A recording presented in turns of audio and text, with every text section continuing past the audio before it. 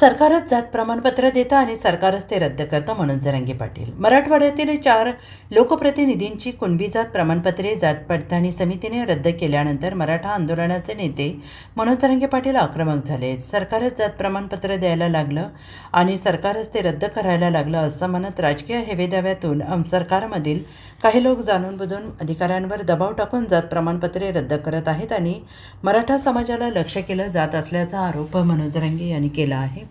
कुणबी नोंदी सरकारने शोधल्या, प्रमाणपत्र सरकारने दिलं, ते सरकारने रद्द केलं, हा मराठा समाजाचा जाणून बुजून छळ आहे असा आरोप त्यांनी केला आहे. जात प्रमाणपत्र रद्द झालेल्या लोकप्रतिनिधींना उद्या सकाळी 9 वाजता अंतरवाली येथे चर्चेसाठी बोलावण्यात आल्याचं त्यांनी म्हटलं आहे. जात प्रमाणपत्रे रद्द होण्यास सरकारच जबाबदार आहे. मराठा समाजाची जात प्रमाणपत्रे रद्द होतात, मग ओबीसी समाजाची का रद्द होत नाही असा सवाल त्यांनी उपस्थित केला आहे.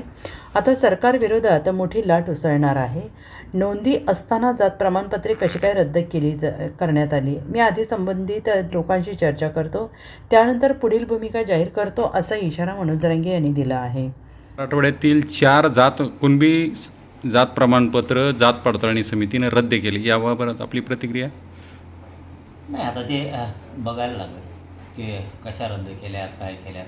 काय व्हायला बरं का, सरकारच प्रमाणपत्र द्यायला, सरकारच रद्द करायला लागलं. ज्यांचे राजकीय हेवेदावे प्रचंड आहे, या राजकीय हेवेदाव्यातून जाणून बुजून अधिकाऱ्यांवरती सरकारचे लोक दबाव टाकून ते रद्द करायला लागले. जाणून बुजून म्हणजे प्रमाणपत्र कोण द्यायला आहे? सरकार. शोधलं आहे कुणी? नोंदी सरकार. प्रमाणपत्र रद्द कोण करायला आहे? सरकार.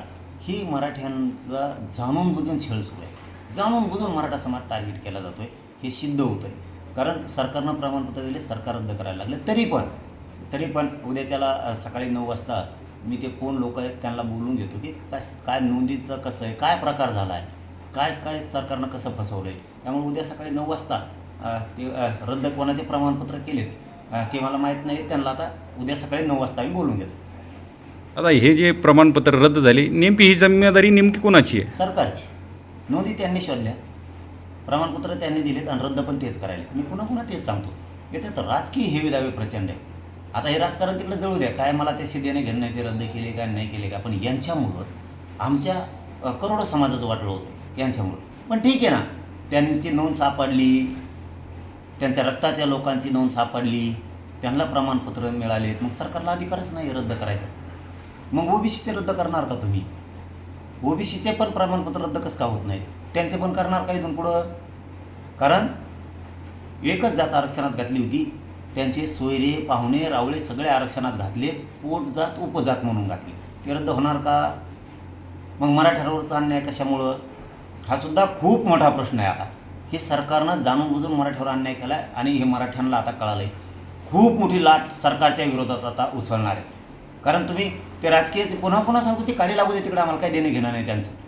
पण त्यांनी नोंद घेताना त्यांच्या रक्ताच्या नातेवाईकाची सापडली ना, आणि मग त्या नोंदी तुम्ही रद्द करणार, याच्यात काय हेवेदावे प्रचंड आहे. राजकीय लोक अधिकाऱ्यांवरती दबाव आणतात आणि अधिकाऱ्यांकडून ते रद्द करायला लावतात.